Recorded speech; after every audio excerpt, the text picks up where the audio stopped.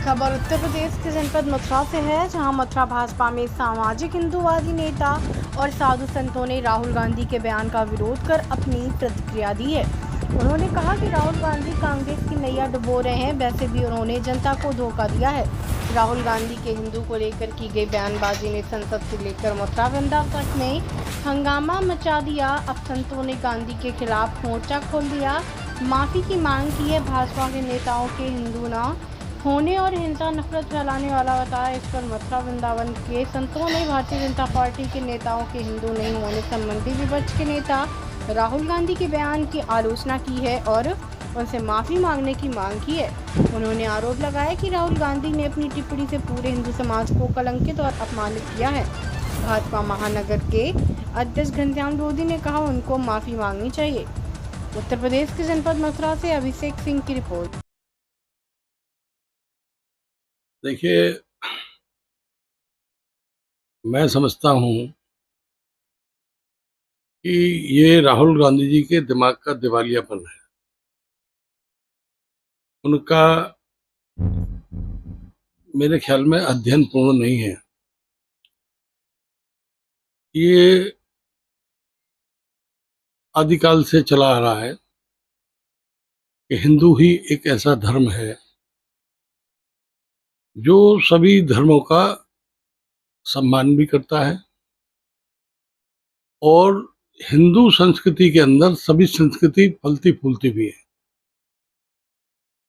हिंदुस्तान में आज से अगर हम कुछ 100 साल पीछे जाएंगे, कुछ कुछ सैकड़ों साल पीछे जाएंगे, हम पाएंगे कि यहाँ पर ये जितने भी आज दूसरे धर्म के लोग दिख रहे हैं, ये सब हिंदू धर्म से कन्वर्ट हुए लोग हैं।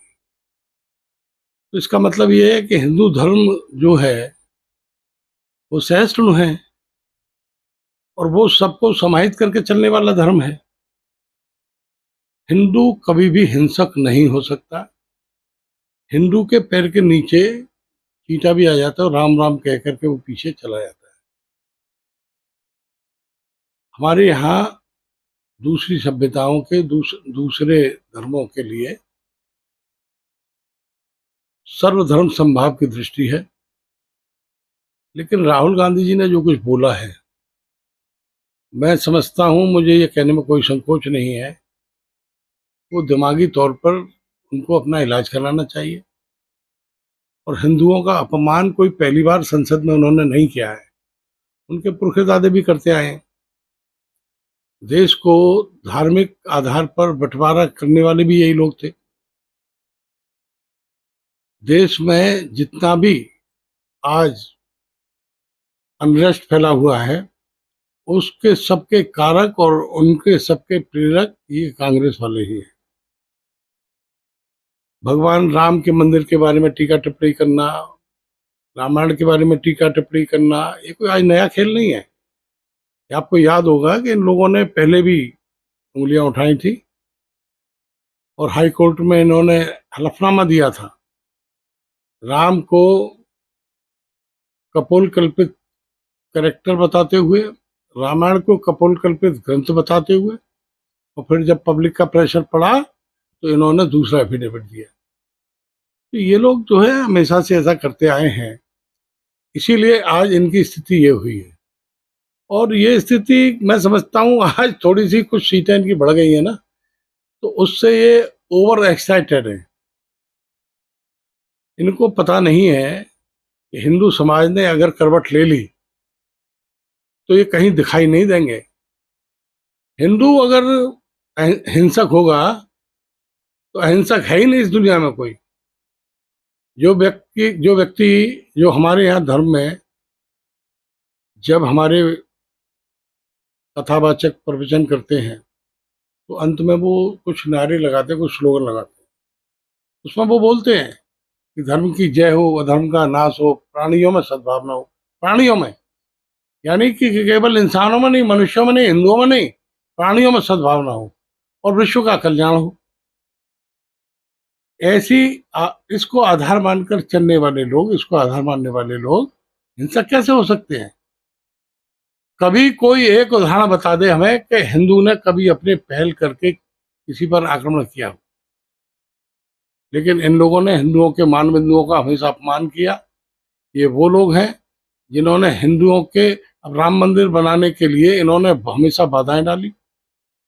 ये जिस राम मंदिर के जीतने की बात कर रहे हैं, इनको पता नहीं है कि भगवान के राम मंदिर को बनाने में सबसे ज्यादा बाधा डालने वाले अगर कोई थे तो वो कांग्रेसी थे।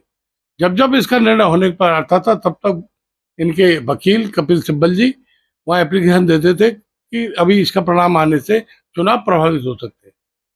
इस तरह की मानसिकता रखने वाले लोग हैं, चाहे ये रहे हो, चाहे करुणानिधि रहे हो, चाहे कोई और रहे हो। कांग्रेस का तो इतिहास ही ऐसा है।